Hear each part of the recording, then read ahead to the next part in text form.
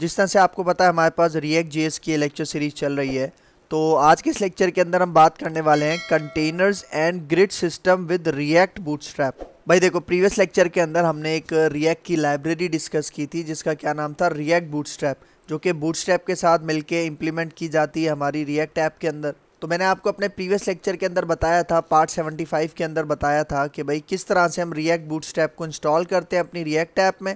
और उसके अंदर मैंने आपको बताया था किस तरह से आप उसका पाथ इंक्लूड करते हो, मतलब किस तरह से आप रिएक्ट बूटस्ट्रैप को ऐड करते हो अपनी ऐप के अंदर। और फिर मैंने अलर्ट्स के बारे में आपको बताया था, बटन्स के बारे में आपको बताया था। ठीक है, तो आज के इस लेक्चर के अंदर मैं आपको कुछ और बातें बताऊंगा। ठीक है, कंटेनर्स और ग्रिड सिस्टम। भाई देखो, जिन जिन लोगों ने बूटस्ट्रैप को कवर किया हुआ है और जो भी लोग अपनी वेबसाइट को क्रिएट करने के लिए बूटस्ट्रैप का यूज़ करते हैं, तो उनको पता होगा कि कंटेनर्स और वो जो हमारा ग्रिड सिस्टम होता है जिसके अंदर रोज़ एंड कॉलम्स होती हैं, उसकी इंपॉर्टेंस बहुत ज़्यादा होती है जब आप बूटस्ट्रैप के साथ काम करते हो। तो हम रिएक्ट बूटस्ट्रैप को यूज़ करें अपनी रिएक्ट ऐप के अंदर, तो वहाँ पे जो कंटेनर्स और ग्रिड सिस्टम को अप्लाई करने का तरीका है वो थोड़ा सा डिफरेंट है लेकिन आसान है। मतलब अगर आप फर्स्ट टाइम भी ये लेक्चर देखोगे तो आपको ये कॉन्सेप्ट समझ में आ जाएगा। तो भाई मैं रिकमेंड करूंगा कि अगर आपने हमारा पार्ट नंबर 75 नहीं देखा तो पहले वो देख लो, उसके बाद इस लेक्चर के ऊपर आओ। तो ये हमारा पार्ट नंबर 76 होगा और मैं हूँ आपका सर मोहम्मद आदिल, और अब हम अपना लेक्चर स्टार्ट करते हैं।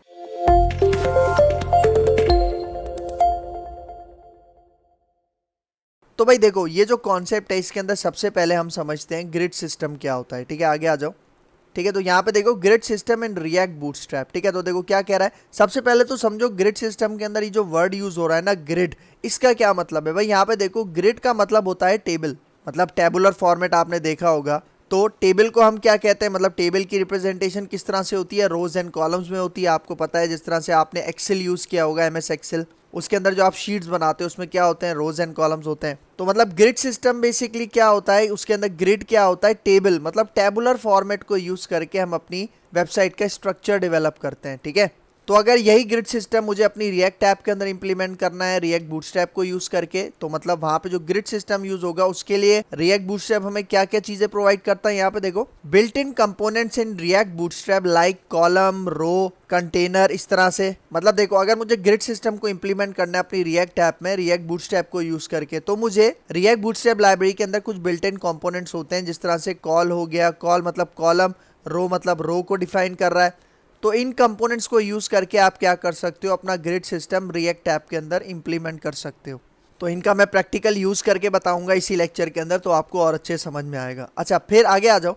मैं एक डायग्राम से आपको यहाँ पे समझाना चाह रहा हूँ। भाई देखो, जब भी हम वेबसाइट बनाते हैं तो सबसे पहले हमें क्या चाहिए होता है, एक मेन कंटेनर चाहिए होता है। ठीक है, मतलब ये जो आपको नजर आ रहा है रेड कलर का एक बॉक्स आउटलाइन, तो ये बेसिकली क्या है, ये होता है हमारा कंटेनर। क्योंकि भाई आपको पता है आपकी जो वेबसाइट होती है उसके अंदर हेडर भी होगा, नेविगेशन बार भी होगी, फुटर भी होगा, लेकिन वो सारी चीज़ें एक कंटेनर के अंदर मौजूद होंगी। इसलिए हम सबसे पहले क्या बनाते हैं, कंटेनर बनाते हैं। और रिएक्ट बूटस्ट्रैप की लाइब्रेरी भी हमें कंटेनर प्रोवाइड करती है। ठीक है, तो भाई यहाँ पे देखो, अब इस कंटेनर के अंदर फॉर एग्जांपल मुझे पहली रो बनानी है। पहली रो आपको पता है किसके लिए होती है, मोस्टली हेडर के लिए होती है। आपकी वेबसाइट का जो हेडर होता है उसके लिए आप पहली रो में काम करते हो। तो मैं एक रो बनाता हूं। ठीक है, तो ये क्या है, हमारे पास एक रो है। और एक चीज आपने याद रखना है, जब भी आप बूटस्ट्रैप के साथ काम करते हो ना, तो बूटस्ट्रैप के अंदर जो भी आप रो बनाते हो, तो एक रो के अंदर आप मैक्सिमम 12 कॉलम्स स्पेसिफाई कर सकते हो। मतलब एक रो के अंदर आप 1 से लेके 12 कॉलम्स तक यूज कर सकते हो।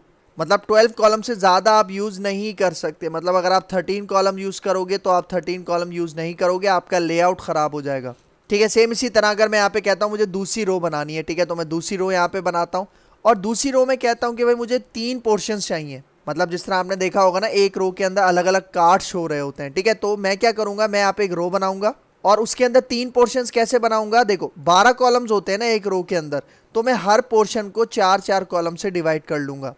तो अगर आप काउंट करो, 4, 4 और 4 टोटल कितने हो गए, 12 कॉलम्स। तो मतलब आप अपनी रो के अंदर जितने भी सेक्शंस बनाना चाहते हो, आपने उनको कॉलम्स स्पेसिफाई करने पड़ेंगे कि भाई ये जो पहला डिव है या पहला इसके अंदर जो मैंने कंटेनर बनाया है वो 4 कॉलम्स का होना चाहिए, दूसरा भी 4 कॉलम्स और तीसरा भी 4 कॉलम्स। आप इनका साइज भी चेंज कर सकते हो कि भाई आप कह रहे हो जो पहला डिव है इसके 6 कॉलम्स होने चाहिए, दूसरे के 3 होने चाहिए और तीसरे के जितने कॉलम्स आप स्पेसिफाई करना चाहो। लेकिन एक चीज याद रखनी है कि एक रो के अंदर आप सिर्फ और सिर्फ 12 कॉलम मैक्सिमम स्पेसिफाई कर सकते हो, इससे ज्यादा नहीं।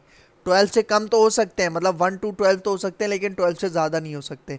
भाई देखो जिस तरह से हम एक रो बनाते हैं, ठीक है, किसके लिए, नेविगेशन बार के लिए, तो आपको पता है नेविगेशन बार आपके पूरे 12 कॉलम्स पे स्ट्रेच होती है, ठीक है। तो ये जो नेविगेशन बार है जो हमने अपनी रो के अंदर बनाई है, इसको मैं कितने कॉलम स्पेसिफाई करूंगा, 12 के 12 कॉलम्स स्पेसिफाई करूंगा।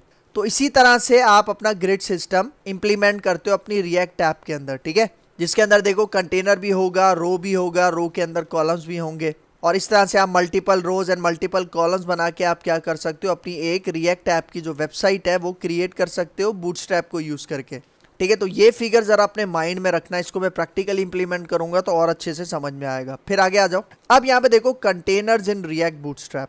भाई देखो मैंने क्या बताया था, कंटेनर्स बहुत ज़्यादा ज़रूरी होते हैं, ठीक है।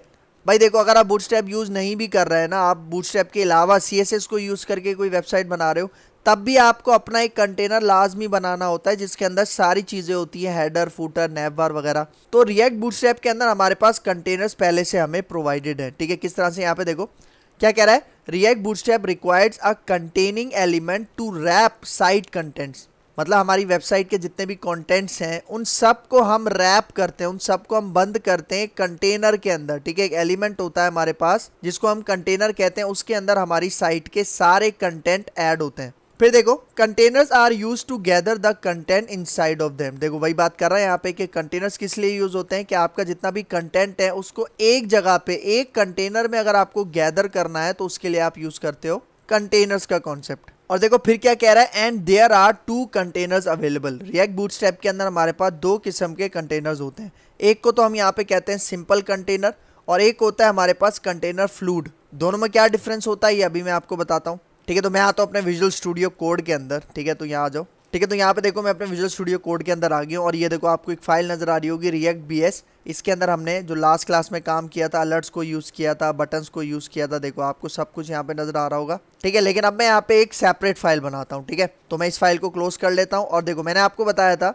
रिएक्ट बूटस्ट्रैप को हमने इंस्टॉल किया था, ठीक है। तो देखो इसके अंदर आपको बूटस्ट्रैप भी मिल रहा है, और ये जो रिएक्ट बूटस्ट्रैप है इसको भी हमने इंस्टॉल किया था लास्ट लेक्चर के अंदर। इसकी डिपेंडेंसी आप यहाँ पे देख सकते हो पैकेज.json में, ठीक है। तो इस फाइल को भी मैं क्लोज कर लेता हूँ, और अब यहाँ पे मैं अपना एक फ्रेश कंपोनेंट बनाता हूँ, न्यू कंपोनेंट बनाता हूँ। SRC के ऊपर राइट क्लिक करते हैं, न्यू फाइल पे जाते हैं, और इसका नाम मैं यहाँ पे रख देता हूँ फॉर एग्जाम्पल ग्रिड BS, ठीक है। ग्रिड BS.js मैं इस फाइल का नाम रख रहा हूँ, एंटर करते हैं।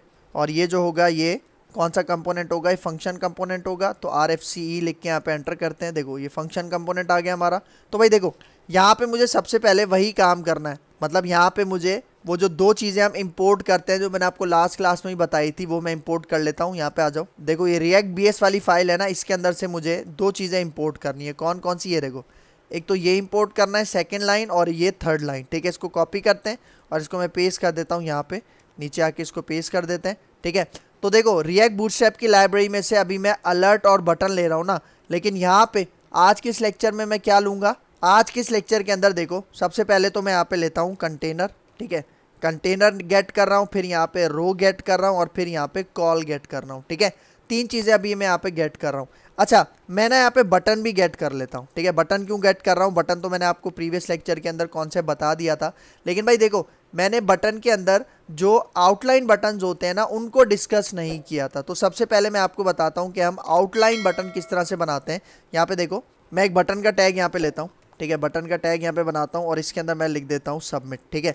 और इसके ऊपर मुझे आउटलाइन बटन अप्लाई करना है, ठीक है। तो मैंने आपको बताया था एक हम प्रॉप यूज़ करते हैं वेरिएंट, और इसके अंदर मैं यहाँ पे पास कर देता हूँ आउटलाइन फॉर एग्जाम्पल डेंजर, ठीक है। तो अगर मैं इसका रिजल्ट आपको दिखाऊं, क्योंकि आउटलाइन बटन बहुत ज़्यादा खूबसूरत नज़र आते हैं, ठीक है। तो देखो ये वाला जो ग्रिड BS है इसको हम अपनी app.js में कॉल कर लेते हैं, ठीक है। यहाँ पे इस तरह से, ठीक है। ये जो कंपोनेंट है हमारे पास ग्रिड BS, ठीक है, इसको मैं इस तरह से कॉल कर रहा हूँ। देखो जैसे ही मैंने इसको सिलेक्ट करके एंटर किया था तो देखो इसका इंपोर्ट भी यहाँ पे टॉप पे ऐड हो चुका है। अब इसको सेव करते हैं, ब्राउज़र पे आते हैं, रिजल्ट देखते हैं। अच्छा तो यहाँ पे देखो अभी वो जो बूटस्ट्रैप की आउटलाइन बटन है वो इस पे अप्लाई नहीं हुआ। क्यों अप्लाई नहीं हुआ भाई, देखो मैंने एक छोटी सी मिस्टेक कर दी। देखो मुझे यहाँ पे ये बटन यूज़ करना है कंपोनेंट जिसका B कैपिटल है, लेकिन यहाँ पे मैं वही बटन यूज़ कर रहा हूँ जो नॉर्मल HTML का होता है। तो यहाँ पे देखो मुझे इसका B कैपिटल करना है, ठीक है। देखो B कैपिटल कर लिया, अब ये वाला जो वेरिएंट है ये इसके ऊपर अप्लाई हो जाएगा। इसको सेव करते हैं, ब्राउज़र पे आते हैं, तो ये देखो ये नज़र आ रहा है, ये आपके पास कहलाता है आउटलाइन बटन, देख रहे हो। और इसी तरह से इसके बहुत सारे वेरिएंट हैं, आपको पता है, जिसने बूटस्ट्रैप यूज़ की होगी, ठीक है, इसके अंदर हमारे पास आउटलाइन सक्सेस भी आ जाता है, ठीक है। लेकिन एक चीज़ आप नोटिस करो, हम जब बूटस्ट्रैप की क्लास यूज़ करते थे तो वहाँ पे पूरा लिखते थे BTN आउटलाइन डेंजर, लेकिन यहाँ पे आपने सिंपल क्या लिखना है, आउटलाइन, और जो भी आपकी क्लास है वो आपने स्पेसिफाई करनी है, ठीक है। यहाँ पे फॉर एग्जांपल अगर मैं इसको डार्क कह देता हूँ, ठीक है, उसके बाद यहाँ पे मैं इसको कह देता हूँ वार्निंग भी होता है आपके पास, ठीक है, वार्निंग आ गया। और वार्निंग के बाद यहाँ पे आपके पास एक और मैं यहाँ पे दे देता हूँ फॉर एग्जांपल सेकेंडरी होता है, ठीक है, और भी होते हैं वो आप यूज़ कर लेना, मैं आपको जस्ट सिंपल यहाँ पे बताता हूँ। सेव करते हैं, ब्राउज़र पे आते हैं, तो ये देखो ये आपको नज़र आ रहे हैं, ये सारे आउटलाइन बटन हैं, देख रहे हो, देख रहे हो, और ये सब इनके क्या है, वेरिएंट्स हैं, ठीक है। तो अगर ये यूज़ करना चाहो तो आप यूज़ कर सकते हो, ठीक है। तो इस पोर्शन को मैं यहाँ से कमेंट आउट कर देता हूँ क्योंकि मुझे यहाँ पे ग्रिड सिस्टम के बारे में काम करना है, ठीक है। तो देखो मैं ये पूरा डिव यहाँ से कमेंट आउट कर रहा हूँ, ठीक है। और रिटर्न में अब मैं यहाँ पे अपना ग्रिड सिस्टम बनाता हूँ। तो ग्रिड सिस्टम में सबसे पहले मैं क्या बनाऊँगा, कंटेनर बनाऊँगा, ठीक है। और कंटेनर के लिए मैंने यहाँ पे देखो ये इंपोर्ट किया हुआ है ऑलरेडी, तो यहाँ पे देखो मैं इसको कहता हूँ कंटेनर, ठीक है।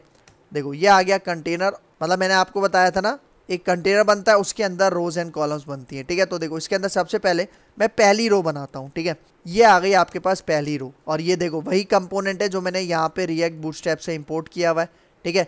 तो अब इस रो के अंदर मुझे कितने कॉलम्स चाहिए, ठीक है। यहाँ पे देखो मैं पहला कॉलम बनाता हूँ, ठीक है, इस रो के अंदर एक कॉलम बनाता हूँ, ठीक है। और इसके अंदर मैं एक डिव बना लेता हूँ, ठीक है, इसके अंदर एक मैं डिव बनाता हूँ, और इस डिव के अंदर मैं कुछ क्लासेस अप्लाई करता हूँ बूटस्ट्रैप की, ठीक है। जिस तरह से मैं यहाँ पे कहता हूँ क्लास नेम, और मैं एक क्लास अप्लाई करता हूँ यहाँ पे BG प्राइमरी, इसके अंदर मैं यहाँ पे लिख देता हूँ माई डिव, ठीक है। सिंपल मैंने क्या लिख दिया, कैपिटल में लिख देते हैं माई डिव, ठीक है।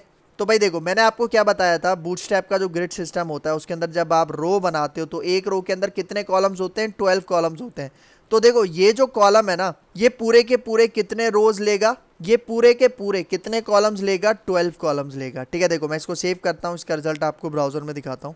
तो यहाँ देखो ये आपको नजर आ रहा है, देखो ये पूरे 12 कॉलम्स ले रहा है, लेकिन कंटेनर में क्या होता है, राइट और लेफ्ट साइड से आपको थोड़ी सी पैडिंग मिलती है। तो भाई यहाँ पे देखो अगर मैं ये वाला काम करूँ, मैं इसके अंदर यहाँ पे देखो ये जो डिव है ना इसके अंदर मैं पैडिंग बढ़ाता हूँ, ठीक है। तो पैडिंग के लिए हमारे पास एक क्लास यूज़ होती है फॉर एग्जांपल P4, ठीक है, बूटस्ट्रैप की क्लास है P4, आपने स्मॉल में लिखना है, ठीक है। P0 से लेके P5 तक की क्लासेस मौजूद हैं। इसको सेव करते हैं, ब्राउज़र में आते हैं, तो आप उसका रिजल्ट देखना। ये देखो अब ये टॉप लेफ्ट राइट साइड से देखो ये थोड़ी सी आपको स्पेसिंग मिल गई और ये डिव थोड़ा सा बड़ा हो गया। तो भाई देखो अगर मैं यहाँ पे कहता हूँ कि भाई मुझे एक और कॉलम बनाना है, ठीक है, तो यहाँ पे देखो मैं इसको कॉपी करता हूँ, ठीक है, और इसी रो के अंदर इस कॉलम को मैं पेस्ट कर देता हूँ, ठीक है। और यहाँ पे मैं इसका कलर चेंज कर देता हूँ, मैं इसका कलर कह देता हूँ BG डेंजर। तो यहाँ पे अब आप एक चीज़ नोटिस करना, जब मैंने यहाँ पे सिंगल कॉलम बनाया था तो वो पूरे 12 कॉलम्स ले रहा था, लेकिन अब यहाँ पे मैंने 2 कॉलम्स बनाए, मतलब 2 सेक्शन बना लिए। तो देखो ये जो पहला वाला कॉलम का सेक्शन है ना ये 6 कॉलम्स लेगा, और ये जो दूसरा वाला कॉलम का सेक्शन है ये 6 कॉलम्स लेगा। तो इस तरह से ये टोटल 12 हो जाएंगे, ठीक है। देखो उसको सेव करते हैं, ब्राउजर पे आते हैं, तो ये देखो नजर आ रहा है, ये जो ब्लू डिव है ये 6 कॉलम्स पे है, और ये जो रेड डिव है ये भी 6 कॉलम्स पे है। तो टोटल कितने हो गए आपके पास, 12 हो गए। सेम इसी तरह अगर मैं यहाँ पे एक और बना लेता हूँ, ठीक है, मैं यहाँ पे एक तीसरा भी कॉलम बना लेता हूँ, ये सेक्शन, इसको कॉपी करते हैं और इसी रो के अंदर रहते हुए मैं इसको पेस्ट करता हूँ। इसका कलर हम यहाँ पे चेंज कर देते हैं, कलर मैं यहाँ पे कर देता हूँ सक्सेस, ठीक है। तो अब आप रिजल्ट देखना, अब मैं इसको सेव करता हूँ और यहाँ पे आते हैं, तो ये देखो अब ये वाला जो सेक्शन है पहला ब्लू वाला ये भी 4 कॉलम्स पर मुश्तमिल है, जो दूसरा रेड वाला ये भी 4 कॉलम्स पर है, और ग्रीन वाला ये भी 4 कॉलम्स पर है। तो टोटल कितने हो गए, टोटल आपके पास हो गए 12, ठीक है।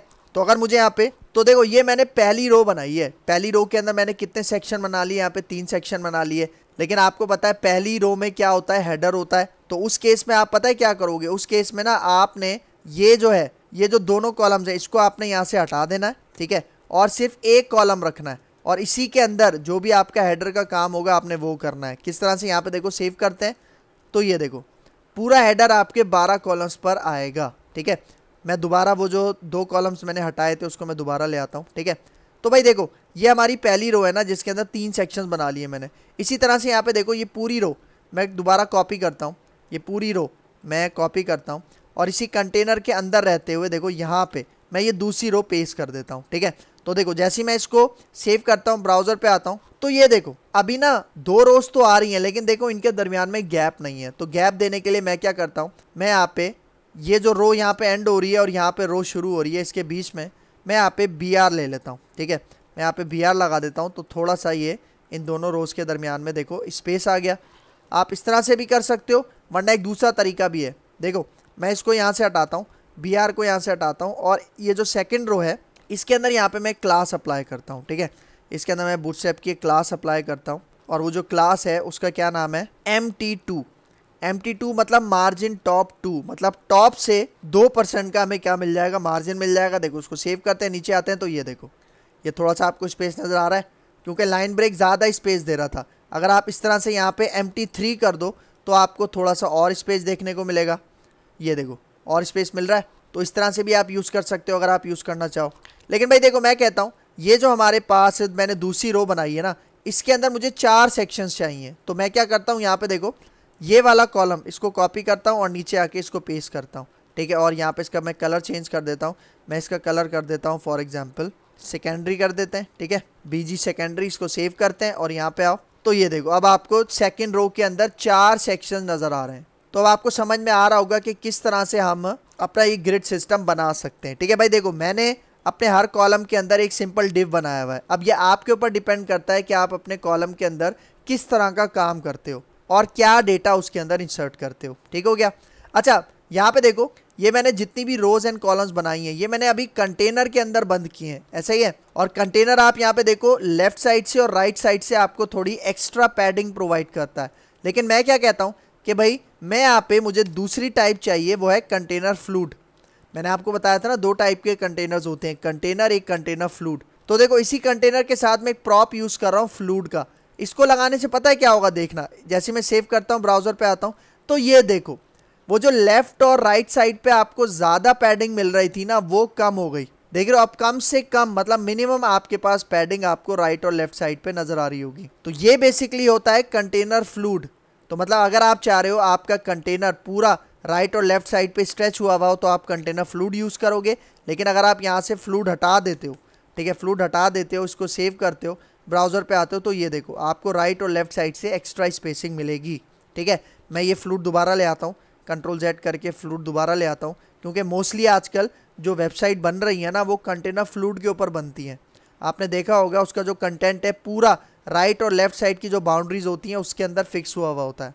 ठीक है, क्लियर है यहाँ तक। अच्छा यहाँ पे देखो मैंने आपको रिएक्ट बूटस्ट्रैप के बारे में बताया था, बूटस्ट्रैप के बारे में बताया था कि बूटस्ट्रैप हम अपनी एप्लीकेशंस के अंदर, वेब एप्लीकेशंस के अंदर क्यों यूज़ करते हैं। 2 चीज़ों की वजह से यूज़ करते हैं कि भाई एक तो हमारी जो वेबसाइट है वो थोड़ी अट्रैक्टिव ब्यूटीफुल दिखेगी, और दूसरा जो इसका मेन मकसद होता है वो होता है रिस्पॉन्सिवनेस। रिस्पॉन्सिवनेस का क्या मकसद होता है, रिस्पॉन्सिवनेस का मतलब होता है कि भाई अगर आप बूटस्ट्रैप को यूज करके वेबसाइट बना रहे हो तो उसमें क्या होता है आपकी वेबसाइट हर डिवाइस की स्क्रीन के हिसाब से ऑटोमेटिक एडजस्ट हो जाती है। मतलब आपने एक वेबसाइट बनाई, अब आप उसे लैपटॉप पे चलाओ, आप उसे LCD पे चलाओ, आप उसे टैबलेट पे चलाओ, आप उसे मोबाइल फोन्स पे चलाओ, मतलब आप अपनी वेबसाइट जिस डिवाइस के ऊपर चलाओगे आपकी वेबसाइट का वो जो विड्थ है वो उसी की स्क्रीन के हिसाब से एडजस्ट हो जाता है ऑटोमेटिकली। तो इसके लिए ना हमारे पास कुछ ब्रेक पॉइंट्स हैं। ब्रेक पॉइंट्स मतलब कुछ ग्रिड क्लासेस वगैरह का कॉन्सेप्ट होता है जो हमने बूटस्ट्रैप में भी देखा था, जिस तरह से SM हो गया, MD हो गया, एक्सेल हो गया, तो इस तरह की कुछ क्लासेस हैं। ठीक है, वो अभी मैं आपको आगे जाके बताता हूँ क्योंकि उनको समझना भी बहुत ज़्यादा ज़रूरी है जब आप एक रिस्पॉन्सिव वेबसाइट बना रहे होते हो रिएक्ट बूटस्ट्रैप को यूज़ करके।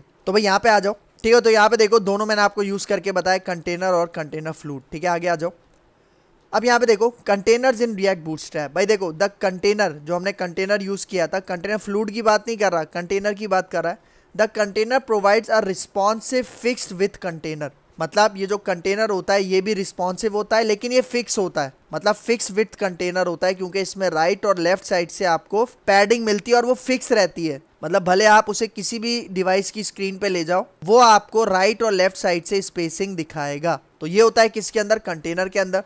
फिर यहाँ पे देखो the container fluid provides a full width container spanning the entire width of the view port. मतलब देखो कंटेनर में क्या था, फिक्स विड्थ थी, मतलब राइट और लेफ्ट साइड से आपको स्पेस मिल रहा था। लेकिन कंटेनर फ्लूड में क्या होता है कि वो एक फुल विड्थ कंटेनर होता है जो कि राइट और लेफ्ट साइड से आपको मिनिमम स्पेसिंग प्रोवाइड करता है या कभी कभार बिल्कुल भी आपको स्पेसिंग देखने को नहीं मिलती। तो यहाँ पे यही कह रहा है जो कंटेनर फ्लूड है वो स्पैन हुआ हुआ होता है, पूरा एंटायर जो आपकी फुल विड्थ होती है उसको लेता है। फिर देखो यहाँ पे क्या कह रहा है, note by default containers have left and right padding with no top or bottom padding।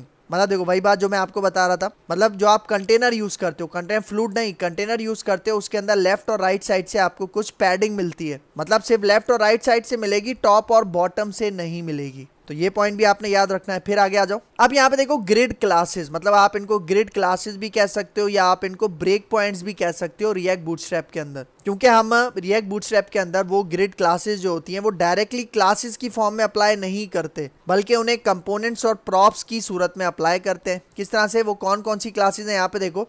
सबसे पहले एक्सेस, एक्सेस मतलब एक्स्ट्रा स्मॉल।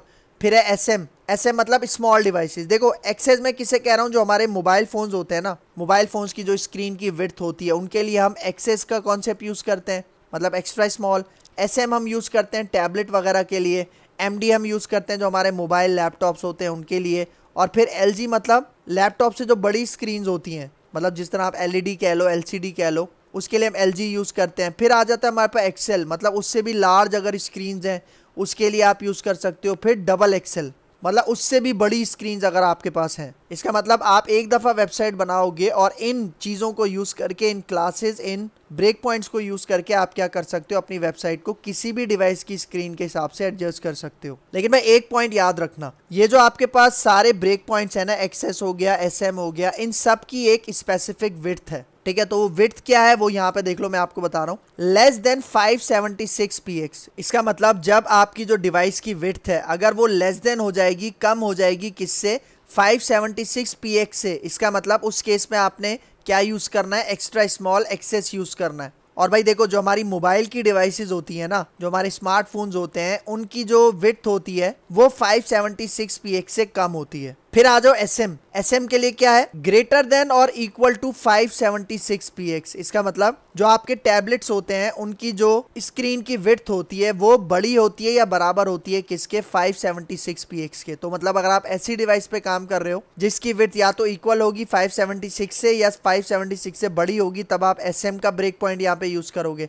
फिर इसी तरह देखो एमडी के लिए greater than equal to 576 px। भाई देखो इसका मतलब ये है कि 576 से लेकर 768 px के बीच में जो भी स्क्रीन विड्थ है उसके लिए आप क्या कॉन्सेप्ट यूज करोगे, एसएम का यूज करोगे। लेकिन जैसे ही 768 px से ज्यादा हो जाएगी आपकी स्क्रीन विड्थ, तो उस केस में आप क्या यूज करोगे, एमडी। सेम इसी तरह देखो एलजी के केस में क्या है, 992 के बराबर है या बड़ी है। एक्सेल के केस में क्या है, 1200 px से बड़ा है या बराबर है। और डबल एक्सेल 1400 px से बड़ा है या बराबर है। तो भाई देखो ये जितने भी ब्रेक पॉइंट्स हैं इनकी जो विड्थ है वो आपने अपने माइंड में रखनी है, क्योंकि अभी जब मैं इसका कॉन्सेप्ट समझाऊंगा तो आपको और अच्छे से समझ में आएगा। तो भाई देखो अब इन क्लासेस को ना मैं यूज करता हूँ, मतलब इन ब्रेक पॉइंट्स को मैं यूज करता हूँ अपने फ्लूइड के साथ, ठीक है। यहाँ पे देखो मैंने फ्लूइड अप्लाई किया था ना, तो फ्लूइड का रिजल्ट क्या मिल रहा था, यहाँ देखो फ्लूइड का आपको ये रिजल्ट मिल रहा था कि ये पूरा स्ट्रेच हुआ था, राइट और लेफ्ट साइड से कोई भी स्पेसिंग नहीं थी। तो यहाँ पे देखो मैं फ्लूइड के अंदर फॉर एग्जाम्पल यहाँ पे स्पेसिफाई करता हूँ एमडी, ठीक है। इस तरह से हमें अप्लाई करना है एमडी। अब ये जो मैंने एमडी अप्लाई किया इससे क्या होगा, भाई देखो एमडी की मैंने आपको यहाँ पे स्क्रीन साइज क्या बताया, यहाँ पे देखो। तो भाई यहाँ पे देखो एमडी का मैंने आपको क्या बताया, 768 px से बड़ा होगा या बराबर होगा। अब कॉन्सेप्ट समझना, मैंने यहाँ पे अपने फ्लूइड के अंदर क्या स्पेसिफाई किया, एमडी। इसका मतलब पता है क्या, इसका मतलब ये है कि भाई जब आपकी स्क्रीन की विड्थ एमडी से छोटी होगी, मतलब जब एसएम पे होगी और एक्सेस पे होगी, तब आपको कंटेनर फ्लूइड नजर आएगा। लेकिन अगर आपकी स्क्रीन की विड्थ एमडी के इक्वल हो गई या एमडी से बड़ी हो गई, तब आपको कंटेनर नजर आएगा। तो देखो इसका रिजल्ट मैं आपको यहाँ पे दिखाता हूँ, यहाँ पे आ जाओ। अभी देखो अभी स्क्रीन का क्या साइज है ये आपको कैसे पता चलेगा, उसके लिए आपने क्या करना है, राइट क्लिक करना है, इंस्पेक्ट पे जाना है, ठीक है। देखो ये हमारे पास इंस्पेक्ट एलिमेंट शो हो गया। अब आपने क्या करना है, अब आपने अपना ये जो ब्राउजर है इसकी विड्थ को कम और ज्यादा करना है। तो उसके लिए यहाँ पे देखो टॉप पे रिस्टोर डाउन बटन के ऊपर क्लिक करो, ठीक है। और यहाँ पे देखो सबसे पहले मैं इसको फुल साइज पे ले जाता हूँ, ठीक है, फुल साइज पे ले जाता हूँ। और ये देखो टॉप पे आपको नजर आ रहा है, ये है विड्थ, ठीक है। देखो मैं दोबारा इसको कम ज्यादा करता हूँ, तो देखो ये जो आपको शुरू में नजर आ रही है ये विड्थ है, और ये जो मल्टीप्लाई के बाद आपको नजर आ रहा है ये क्या है, हाइट है। तो आपने विड्थ के ऊपर फोकस करना है। तो भाई देखो अभी हमारे पास क्या विड्थ है, देखो 1300, देख रहे हो 1300 चल रहा है। लेकिन एक चीज नोटिस करो, जब हमारे पास ये 1300 की विड्थ है तो देखो अभी आपको राइट और लेफ्ट साइड से स्पेसिंग मिल रही है ना। मैं कम करता हूँ, मैं इसको और कम करता हूँ, देखो अभी भी आपको राइट और लेफ्ट साइड से स्पेसिंग मिल रही है। मैं इसको और कम करता हूँ, ये देखो अभी भी आपको राइट और लेफ्ट साइड से स्पेसिंग मिल रही है। मैं इसको और कम करता हूँ और 768 px से कम लेके जाता हूँ, ठीक है। ये देखो अभी भी आपको राइट और लेफ्ट साइड पे स्पेसिंग मिल रही है। मैं और कम करता हूँ और कम करता हूँ, देखो अभी भी मिल रही है। लेकिन आप देखना जैसे ही मैं इसको 768 से कम लेके जाऊँगा, ये देखो अभी भी 800 पे चल रहा है, ठीक है। लेकिन देखो जैसे ही मैं इसको 768 से कम लेकर जाऊँगा तो आप रिजल्ट देखना, ये देखो जैसे ही मैं 768 से कम लेकर गया, देख रहे हो, तो क्या हुआ, वो जो राइट और लेफ्ट साइड से एक्स्ट्रा स्पेसिंग आ रही थी वो ख़त्म हो गई। इसका मतलब कि जैसे ही 768 से कम हुआ तो कंटेनर फ्लूइड अप्लाई हो गया। मतलब देखो जैसे मैं 768 से ऊपर लेके जाता हूं तो ये देखो ये कंटेनर अप्लाई हो गया। अब यहाँ पे देख रहे हो, मतलब 768 से लेके जब तक जितनी भी आपका है एमडी है, एक्सेल है, डबल एक्सेल है, तब तक ये चलेगा, देख रहे हो। लेकिन जैसे ही मैं 768 px से कम जा रहा था, ठीक है, नीचे जा रहा था, यहाँ पे देखो जैसे ही मैं यहाँ पे नीचे आता हूँ 768 से, तो देखो यहाँ पे अब कंटेनर फ्लूइड अप्लाई हो गया। सेम इसी तरह अगर यहाँ पे देखो, अगर यहाँ पे मैं अब LG अप्लाई करता हूँ, MD के ऊपर क्या था आपके पास LG, तो LG की विड्थ क्या है देख लो, यहाँ पे LG की विड्थ है 992 px, ठीक है। तो देखो उसके लिए मैं यहाँ पे देखो दोबारा से इसको मैं यहाँ पे कम करता हूँ इसका साइज, तो आप देखना ये देखो अभी देखो 1300 चल रही है, ठीक है। तो इसका मतलब अभी मैं LG के अंदर नहीं आया, मतलब LG से कम नहीं आया, ठीक है। देखो LG की क्या थी 992, देखो अभी भी राइट और लेफ्ट साइड से आपको स्पेस मिल रहा है, मतलब अभी भी ये कंटेनर है। लेकिन देखना जैसे ही मैं 992 से नीचे जाऊंगा, ये देखो जैसे ही मैं 992 से नीचे गया तो देखो ये अब कंटेनर फ्लूइड अप्लाई हो चुका है, समझ रहे हो।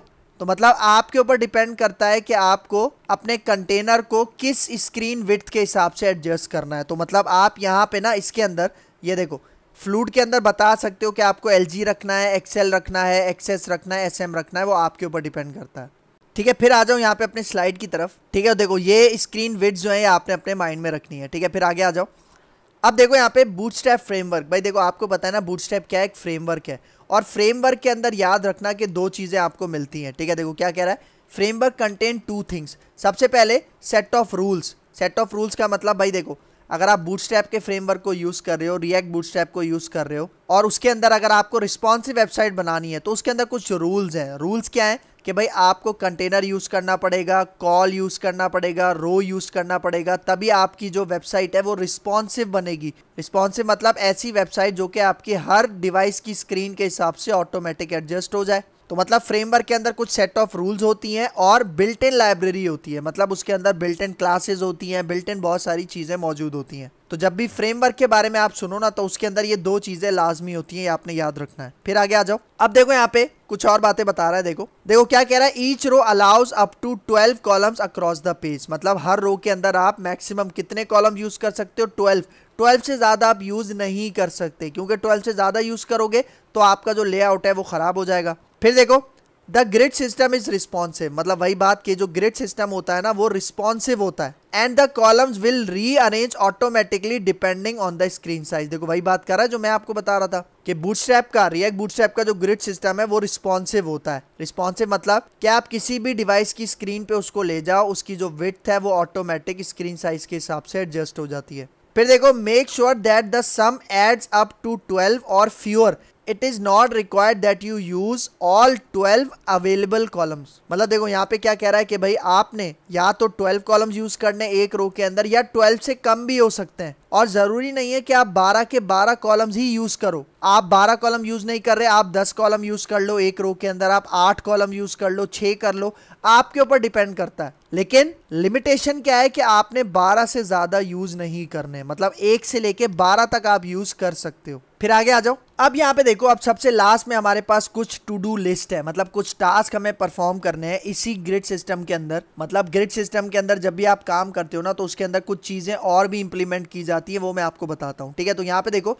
कंटेनर्स मैंने आपको यूज करके दिखा लिया, अभी मैंने रोज एंड कॉलम्स का कॉन्सेप्ट यूज करके दिखाया, अभी आपको प्रैक्टिकली करके दिखाया। फिर यहाँ पे देखो कंटेनर फ्लूइड ब्रेक पॉइंट्स, मतलब कंटेनर फ्लूइड के ऊपर यहाँ पे देखो जो मैं लगा रहा था ना, यहाँ पे देखो फ्लूइड के अंदर मैंने MD लगाया था, LG लगाया था, और मैंने बताया था कि इसकी वर्किंग क्या होती है, ठीक है। तो वही पॉइंट यहाँ पे बता रहा है, मतलब ब्रेक पॉइंट्स यहाँ पे किसको कहा जा रहा है, ये जो MD है, LG है, SM है, इसी को ब्रेक पॉइंट्स कहा जा रहा है। तो कंटेनर फ्लूइड के साथ आप ये ब्रेक पॉइंट्स का कॉन्सेप्ट भी यूज कर सकते हो। ये तीनों चीजें मैंने आपको बता दी। फिर देखो next point, specify width of columns, मतलब यहाँ पे जो आपके कॉलम्स की विड्थ है ना वो भी आप सेट कर सकते हो, अपनी मर्जी से स्पेसिफाई कर सकते हो। किस तरह से भाई, यहाँ पे देखो, मैं यहाँ पे आता हूँ, देखो ये जो है ना, ये जो मैंने सेकंड रो बनाई थी, ठीक है, इसको मैं पूरा के पूरा कमेंट कर रहा हूँ, ठीक है। देखो मैं सिर्फ एक ही रो के साथ काम करता हूँ, ठीक है। ये देखो, ये मैं सेकंड रो कमेंट कर रहा हूँ यहाँ से, और ये जो एक रो बनाई है ना मैंने, जिसके अंदर 3 मेरे पास सेक्शंस हैं, मैं इसी को यूज़ कर रहा हूँ, ठीक है। देखो सेव करते हैं, ब्राउजर पे आओ, ये देखो नजर आ रहा है आपको, सिर्फ एक रो के साथ मैं यहाँ पे काम कर रहा हूँ। तो भाई यहाँ पे देखो, मैं कह रहा हूँ ये जो पहला डिव है ना ब्लू वाला, ठीक है, ये अभी कितने कॉलम्स के ऊपर है, 4 कॉलम्स के ऊपर है, लेकिन मैं कह रहा हूँ कि भाई ये जो पहला वाला डिव है इसकी विड्थ 6 कॉलम्स के ऊपर आनी चाहिए। तो उसके लिए मैं क्या करूंगा, यहाँ पे देखो, उसके लिए यहाँ पे देखो, ये जो है ना कॉल, इसके अंदर मैं SM स्पेसिफाई करता हूँ, आप SM यूज कर लो, MD यूज कर लो, जो भी आप यूज करना चाहो, मैं SM स्पेसिफाई करता हूँ और इसके अंदर मैं पास कर देता हूँ 6। तो मतलब देखो, अब ये वाला जो हमारे पास कॉलम का सेक्शन है ना, ये 6 कॉलम्स लेगा, और बाकी के ये वाला जो कॉलम है ये भी 3 लेगा, 3 कॉलम्स लेगा, और ये जो है ये भी 3 कॉलम्स लेगा। आप रिजल्ट देखना, इसको सेव करते हैं, ठीक है, ब्राउजर पे आते हैं, तो ये देखो, मतलब देखो पहले ये वाला डिव 4 कॉलम्स ले रहा था, लेकिन अब इसने क्या किया, 6 कॉलम्स ले लिए, और जो बाकी के थे वो 3-3 में डिवाइड हो गए। समझ में आ रहा है? तो काउंट करो टोटल कितने हो गए, 12 हो गए। मतलब आप इस तरह से भी कर सकते हो। फॉर एग्जाम्पल अगर मैं यहाँ पे इसको कह देता हूँ, इसको देखो मैंने 6 दे दिए, ठीक है, इसको मैं यहाँ पे दे देता हूँ, फॉर एग्जाम्पल इसको मैं यहाँ देता हूँ 4, तो मतलब 6 और 4 कितने हो गए, 10। तो मतलब ये जो है इसको क्या मिल जाएंगे, 2 कॉलम्स, ठीक है। सेव करते हैं, ब्राउजर पे आते हैं, तो ये देखो नजर आ रहा है, मतलब ये बड़ा है क्योंकि ये 6 कॉलम्स पर है, ये हमारे पास 4 कॉलम्स पर है, और ये 2 कॉलम्स पर है। तो इस तरह से भी आप क्या कर सकते हो, इसकी सेटिंग कर सकते हो। लेकिन भाई एक चीज़ नोटिस करो, ये मैंने अभी यहाँ पे क्या यूज़ किया है, मैंने SM यूज़ किया है, और SM की विड्थ क्या है यहाँ पे मैं आपको दिखाता हूँ। देखो SM की विड्थ क्या है कि जब वो ग्रेटर होगा 576 px से। तो यहाँ पे देखो, अब मैं इसको श्रिंक करता हूँ अपने ब्राउजर की स्क्रीन के ऊपर, ठीक है, तो यहाँ पे आ जाओ, ठीक है। ये देखो मैं अब इसको कम करता हूँ यहाँ से, आप देखना 576 px से जैसे ही मैं कम लेके जाऊँगा, ठीक है, तो देखना क्या होगा। अभी देखो लेआउट बिल्कुल सही है, जिस तरह से मैंने स्पेसिफाई किया उसी तरह से काम हो रहा है, लेकिन देखना जैसे ही मैं 576 px से कम करूँगा तो देखना क्या होगा। ये देखो जैसे ही मैंने 576 px से कम किया तो देखो क्या हुआ, वो लेआउट सारा खराब हो गया, और देख रहे हो एक, ठीक है। तो समझ में आया, इस तरह से आप यहाँ पे स्पेसिफाई कर सकते हो। फिर आगे आ जाओ, ठीक है, तो इस तरह से आप अपने कॉलम्स की विड्थ भी स्पेसिफाई कर सकते हो। फिर यहाँ पे देखो next, multiple break points in a single column container. इसका मतलब जो हमारे पास सिंगल कॉलम का एक सेक्शन है ना, उसके ऊपर हम मल्टीपल ब्रेक पॉइंट्स भी लगा सकते हैं। मल्टीपल ब्रेक पॉइंट्स का मतलब हम SM MD एक साथ भी लगा सकते हैं, या MD और LG एक साथ भी लगा सकते हैं।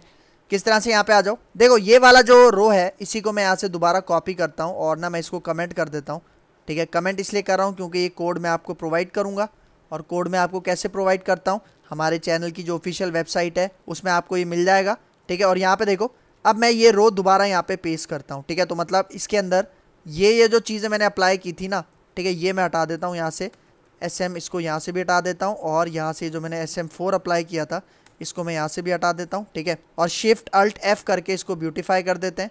इसका रिजल्ट अगर मैं आपको यहाँ पे दिखाऊं, अभी ये देखो 4-4 कॉलम स्पेसिफाई हुए हैं जो बाय डिफॉल्ट होता है, ठीक है। अब देखो मैं यहाँ पे क्या कह रहा हूँ, यहाँ पे देखो ये वाला जो पहला कॉलम है, ठीक है, ये वाला पहला कॉलम है ब्लू कलर का, देखो इसको मैं अप्लाई करता हूँ यहाँ पे। फॉर एग्जाम्पल मैं इसको कहता हूँ MD8 अप्लाई कर रहा हूँ, ठीक है। देखो मैंने इसको क्या दे दिया, मैंने MD यूज किया ब्रेक पॉइंट, और MD के अंदर मैंने इसको वैल्यू क्या स्पेसिफाई कर दी, 8। तो इसको सेव करते हैं और इसका रिजल्ट आपको दिखाता हूँ। तो यहाँ पे देखो ये जो पहला डिव है ये कितने कॉलम्स के ऊपर आ रहा है, 8 कॉलम्स के ऊपर आ रहा है, और जो बाकी के 2 हैं वो 2-2 कॉलम्स के ऊपर आ रहे हैं। तो यहाँ पे देखो, अगर मैं इसको हमारे जो ब्राउजर है इसकी स्क्रीन को कम करता हूँ तो आप रिजल्ट देखना, ठीक है। देखो हमारे MD की विड्थ क्या होती है, 768, ठीक है। देखो मैं 768 से कम करता हूँ, देखो अभी 768 से ज़्यादा है, इसलिए हमें ब्लू वाला डिव 8 कॉलम्स का दिखा रहा है। लेकिन देखो जैसे ही मैं इसको 768 से कम करता हूँ तो आप रिजल्ट देखना, ये देखो जैसे ही मैंने 768 px से कम दिया तो देखो इसका लेआउट ख़राब हो गया, क्योंकि मैंने ये नहीं बताया कि जब MD डिवाइस से नीचे जाएगा तब उसका लेआउट क्या होना चाहिए। तो यहाँ पे देखो उसके लिए मैं क्या करता हूँ, यहाँ पे देखो मैं कहता हूँ कि भाई जब ये SM पे जाएगा ना तो SM पे क्या होना चाहिए, SM पे इसका साइज हो जाना चाहिए फॉर एग्जाम्पल 6, ठीक है। मतलब जब MD होगा, MD से जब ये नीचे आएगा, मतलब 768 से नीचे आएगा, तो ये वाला जो कॉलम है इसको कितने कॉलम स्पेसिफाई हो जाएंगे, 6, ठीक है। तो आप रिजल्ट देखना, इसको मैं सेव करता हूँ, ब्राउज़र पे आता हूँ और यहाँ पे आके इसको एक दफ़ा रिफ्रेश कर देते हैं, ठीक है। और अब मैं इसको यहाँ से बंद करता हूँ, ठीक है। देखना आप रिजल्ट देखना, सही है। देखो अभी ये 1200 पे चल रहा है, इसको कम करता हूँ मैं, ठीक है। 768 से कम लेके जाता हूँ। देखो अभी 8 कॉलम्स हैं, ठीक है, गौर से देखना। लेकिन जैसे ही 768 से कम लेकर जाऊंगा तो ये देखो अब ब्लू वाला डिव कितने कॉलम पर हो गया है। अब ब्लू वाला डिव हमारे पास 6 कॉलम्स के ऊपर आ गया है और बाकी के जो दोनों हैं ये 3-3 कॉलम्स के अंदर आ चुके हैं, ठीक है। तो टोटल कितने हो गए, 12 हो गए। लेकिन अभी देखो अगर मैं इसको 576 px से कम लेके जाता हूँ, मतलब एक्सेस के अंदर लेके जाता हूँ, तो ये देखो दोबारा लेआउट ख़राब हो गया।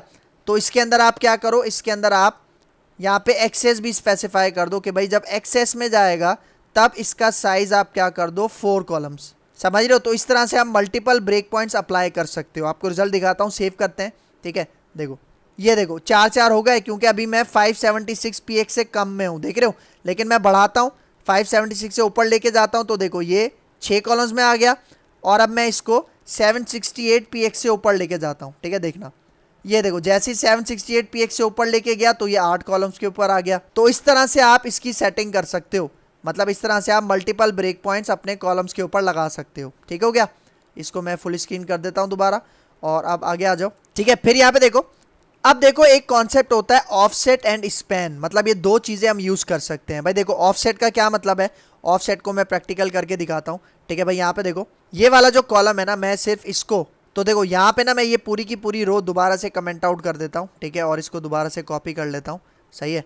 कॉपी करते हैं, कमेंट आउट करते हैं, ठीक है। और इसको मैं ऊपर ले आता हूँ, ठीक है। यहाँ पे कंटेनर के अंदर इसको मैं दोबारा यहाँ पे पेस्ट कर देता हूँ, ठीक है। शिफ्ट अल्ट F करके ब्यूटीफाई कर देते हैं, ठीक है।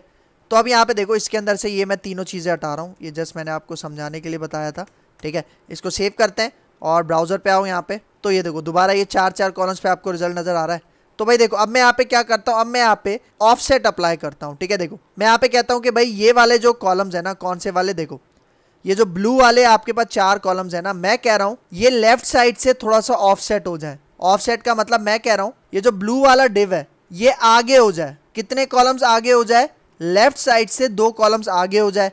तो उसके लिए मैं यहाँ पे क्या करूँगा, देखना। उसके लिए मैं यहाँ पे स्पेसिफाई करता हूँ MD, मतलब मैं यहाँ पे MD यूज़ कर रहा हूँ और इसके अंदर कर्ली ब्रैकेट ऑन करता हूँ और इसके अंदर मैं दोबारा कर्ली ब्रैकेट ऑन करता हूँ, ठीक है। और इसके अंदर मैं यहाँ पे पास करता हूँ ऑफसेट और ऑफसेट के अंदर मैं पास कर देता हूँ यहाँ पे 2।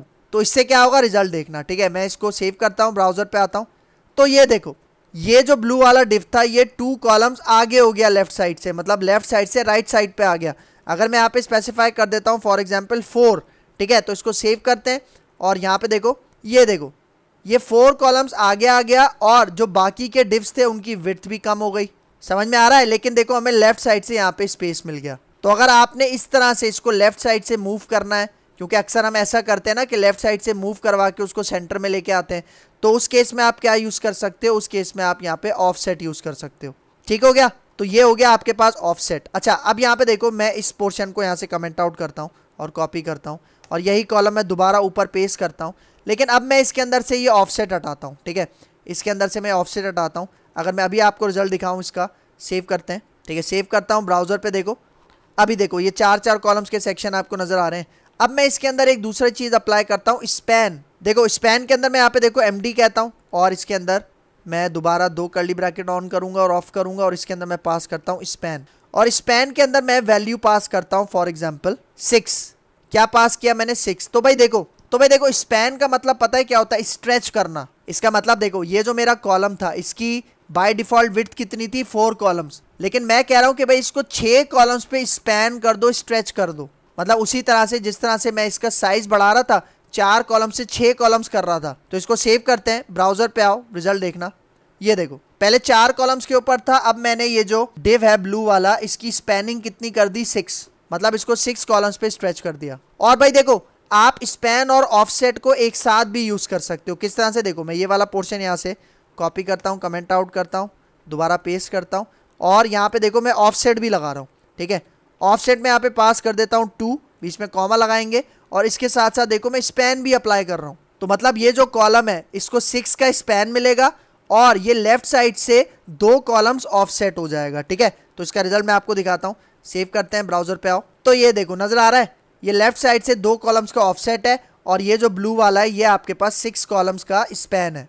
तो इस तरह से आप इनको एक साथ भी यूज़ कर सकते हो अगर यूज़ करना चाहो। तो यहाँ पे हमारे पास जो भी ये टू डूज थे, मतलब जो जो हमने टास्क परफॉर्म करने थे ग्रिड सिस्टम के अंदर, वो सक्सेसफुल तरीके से इंप्लीमेंट कर लिए हैं। तो यहाँ पे हमारा ये लेक्चर हुआ वाइंड अप। तो अगर इस वीडियो के अंदर कोई भी कंफ्यूजन है तो कमेंट बॉक्स में मुझसे ज़रूर पूछ लेना।